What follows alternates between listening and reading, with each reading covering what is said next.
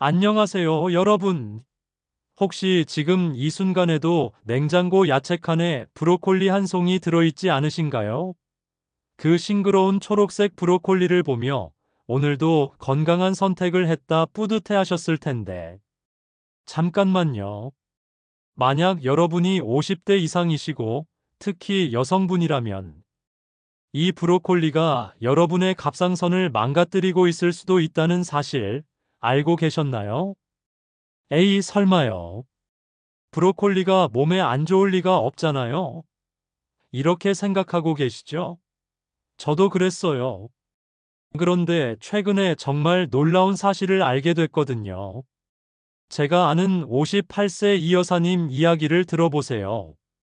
이분이 평소에 건강을 정말 챙기시는 분이에요.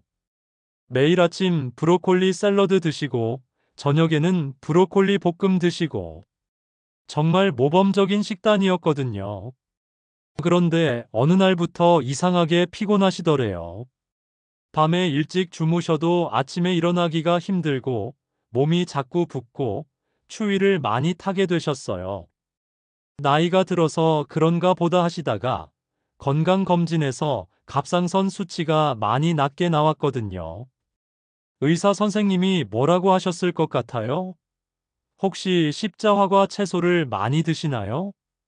이렇게 물어보시더래요. 그제서야 매일 드시던 브로콜리가 문제였다는 걸 알게 되신 거예요.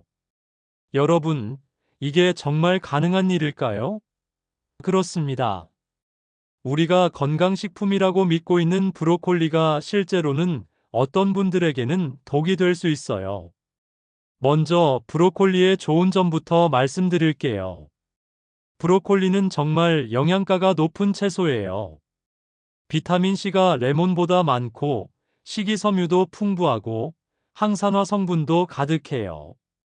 그래서 암 예방에도 좋고 면역력 증진에도 도움이 되죠. 특히 나이가 들수록 우리 몸의 세포들이 쉽게 손상되는데 브로콜리 속 영양소들이 마치 방패막이처럼 우리 몸을 보호해줘요. 그래서 슈퍼푸드라고 불리는 거고요. 그런데 문제는 브로콜리 안에 들어있는 고이트로겐이라는 성분이에요. 이름이 좀 어렵죠? 쉽게 설명해 드릴게요. 우리 목 앞쪽에 있는 갑상선이라는 작은 기관이 있어요. 이게 우리 몸의 신진대사를 조절하는 아주 중요한 역할을 해요. 마치 자동차 엔진의 엑셀러레이터 같은 거죠. 그런데 이 갑상선이 제대로 일을 하려면 요오드라는 영양소가 필요해요. 요오드가 갑상선으로 들어가야 갑상선 호르몬을 만들 수 있거든요. 문제는 고이트로겐이 바로 이 요오드가 갑상선으로 들어가는 문을 잠가버린다는 거예요. 마치 갑상선이 일을 하려고 하는데 누군가가 사다리를 치워버리는 것과 같은 상황이 되는 거죠. 결과적으로 갑상선 호르몬이 부족해지면서 여러 가지 증상이 나타나요. 피곤함, 체중 증가, 부종, 추위를 많이 타게 되는 것, 심지어 우울감까지. 이런 증상들이 나타날 수 있어요. 그런데 더 무서운 건 많은 분들이 이런 증상을 나이 들어서 그런가 보다 하고 넘어간다는 거예요. 특히 50대 이후 여성분들은 갱년기 증상이라고 생각하시는 경우가 많거든요. 그럼 누가 특히 조심해야 할까요? 첫 번째, 이미 갑상선 기능 저하증을 진단받으신 분들이에요. 이런 분들은 브로콜리가 상태를 더 악화시킬 수 있거든요. 두 번째, 갑상선 수술을 받으신 분들도 주의하셔야 해요. 갑상선 기능이 이미 떨어진 상태에서 브로콜리까지 먹으면 이중고가 될 수 있어요. 세 번째, 자가 면역 질환이 있으신 분들이에요. 루푸스나 류마티스 관절염 같은 질환이 있으면 갑상선도 함께 영향을 받을 수 있거든요. 네 번째, 가족 중에 갑상선 질환이 있는 중년 여성분들이에요. 특히 어머니나 언니, 누나가 갑상선 문제를 겪으셨다면 더욱 주의하셔야 해요. 다섯 번째, 갑상선 약을 복용 중인 분들이에요. 브로콜리가 약효를 방해할 수 있으니까 반드시 의사 선생님과 상의하셔야 해요. 그런데 브로콜리만 문제가 되는 건 아니에요. 같은 십자화과 채소인 양배추, 케일, 콜리플라워, 무, 청경채. 이런 채소들에도 고이트로겐이 들어있어요.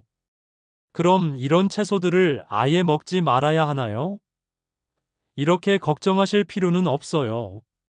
완전히 피할 필요는 없고 똑똑하게 먹으면 되거든요. 첫 번째 방법은 조리해서 드시는 거예요. 생으로 먹을 때보다 익혀서 먹으면 고이트로겐이 약 30% 정도 줄어들어요. 물론 완전히 없어지는 건 아니지만 부담을 줄일 수는 있죠. 두 번째는 양을 조절하는 거예요. 매일매일 브로콜리를 드시기보다는 일주일에 2번 정도, 한 번에 100지 정도만 드시는 게 안전해요. 세 번째는 요오드가 풍부한 음식과 함께 드시는 거예요. 다행히 우리 한국인들은 이 부분에서 유리해요. 미역, 다시마, 김 같은 해조류를 자주 먹으니까요. 실제로 브로콜리를 드실 때 미역국이나 김치와 함께 드시면 요오드 부족을 어느 정도 보완할 수 있어요. 굴이나 새우 같은 해산물도 요오드가 풍부하고요. 하지만 이미 갑상선 질환을 앓고 계신 분들은 많이 먹으면 좋겠지, 이런 생각하시면 안 돼요. 갑상선 질환이 있으신 분들은 요오드를 너무 많이 먹어도 오히려 안 좋을 수 있거든요. 반드시 담당 의사 선생님과 상의하셔야 해요. 그런데 갑상선 건강은 음식만의 문제가 아니에요. 생활 습관도 정말 중요해요. 첫 번째, 규칙적인 운동이에요. 빠른 걷기나 가벼운 근력 운동이 호르몬 균형을 맞추는데 도움이 돼요. 하루 30분씩만 꾸준히 해보세요. 두 번째, 스트레스 관리예요. 스트레스는 우리 몸의 면역 체계를 흔들어서 갑상선에 부담을 줘요. 요가나 명상, 취미 활동을 통해 스트레스를 풀어보세요. 세 번째, 충분한 수면이에요. 잠을 제대로 자지 못하면 호르몬 분비가 엉망이 돼요. 하루에 7, 8시간은 꼭 주무셔야 해요. 네 번째, 정기적인 건강검진이에요. 특히 50대 이후에는 1년에 한 번씩은 갑상선 수치를 확인해 보시는 게 좋아요. 피곤함이나 체중 변화를 나이 탓으로만 여기지 마시고요. 제가 또 다른 사례를 하나 더 말씀드릴게요. 61세 박 어르신인데 이분은 건강을 위해서 매일 아침 케일 주스를 드셨어요. 그런데 점점 기력이 없어지시고 몸이 붓더래요. 처음에는 나이가 들어서 그런가 보다 하셨는데 우연히 갑상선 검사를 받아보니 기능이 많이 떨어져 있었어요. 케일 주스를 끊고 해조류를 많이 드시기 시작하니까 몇 달 후에 수치가 많이 좋아지셨어요. 이런 사례들을 보면 정말 무조건 좋은 음식은 없다는 걸 알 수 있어요. 아무리 좋다는 음식도 내 몸 상태에 따라서는 독이 될 수 있거든요. 그럼 브로콜리 대신 어떤 채소를 드시면 좋을까요? 시금치, 당근, 파프리카, 오이, 토마토 같은 채소들은 갑상선에 부담을 주지 않으면서도 영양가가 높아요. 특히 시금치는 철분이 풍부해서 갑상선 기능 저하로 인한 빈혈에도 도움이 되고, 당근은 베타카로틴이 풍부해서 면역력 증진에 좋아요. 그리고 갑상선 건강을 위해서는 단백질 섭취도 중요해요. 갑상선 호르몬을 만들 때 단백질이 필요하거든요.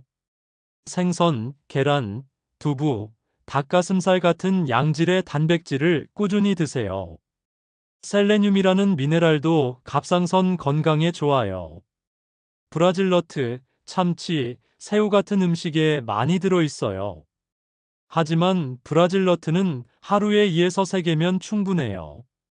너무 많이 먹으면 오히려 셀레늄 과다가 될 수 있거든요. 아연도 갑상선 호르몬 생성에 필요한 미네랄이에요. 굴, 쇠고기, 호박씨 같은 음식에 많이 들어있어요. 그런데 여기서 정말 중요한 건 혼자서 판단하지 마시라는 거예요. 만약 갑상선 관련 증상이 있으시다면 반드시 병원에 가서 정확한 진단을 받으세요. 혈액 검사를 통해 TSH, T3, T4 수치를 확인하면 갑상선 기능을 정확히 알 수 있어요. 그리고 필요하다면 갑상선 초음파도 받아보시고요. 자가 진단이나 인터넷 정보만 믿고 임의로 음식을 제한하거나 보충제를 드시면 안 돼요. 반드시 의료진과 상의해서 개인에게 맞는 식단과 치료법을 찾으시는 게 중요해요. 마지막으로 한 가지만 더 말씀드리고 싶은 건 너무 극단적으로 생각하지 마시라는 거예요. 브로콜리가 나쁘다고 해서 아예 안 드시거나 반대로 좋다고 해서 매일 많이 드시거나 이런 극단적인 선택은 좋지 않아요. 중요한 건 균형이에요. 내 몸 상태를 알고 적당한 양을 적절한 방법으로 드시는 거죠. 그리고 한 가지 음식에만 의존하지 마시고 다양한 채소를 골고루 드시는 게 가장 건강한 방법이에요. 여러분, 오늘 저녁 식탁에 브로콜리가 올라온다면 오늘 제가 말씀드린 내용을 한번 떠올려 보세요. 내 갑상선은 괜찮을까? 어떻게 먹는 게 가장 안전할까? 이런 생각을 해보시는 거예요. 건강한 선택은 무조건 많이 먹는 게 아니라 내 몸에 맞게 똑똑하게 먹는 거라는 걸 기억해 주세요. 작은 주의만으로도 큰 병을 예방할 수 있어요. 여러분의 갑상선이 건강하고 여러분의 식탁이 더욱 안전해지기를 진심으로 바라겠습니다. 오늘 내용이 도움이 되셨다면 가족과 지인분들에게도 꼭 공유해 주세요. 건강 정보는 나누면 나눌수록 더 값진 거니까요. 다음 시간에는 50대 이후 절대 먹으면 안 되는 음식 5가지라는 주제로 찾아뵙겠습니다. 오늘도 건강하시고 행복한 하루 보내세요. 감사합니다.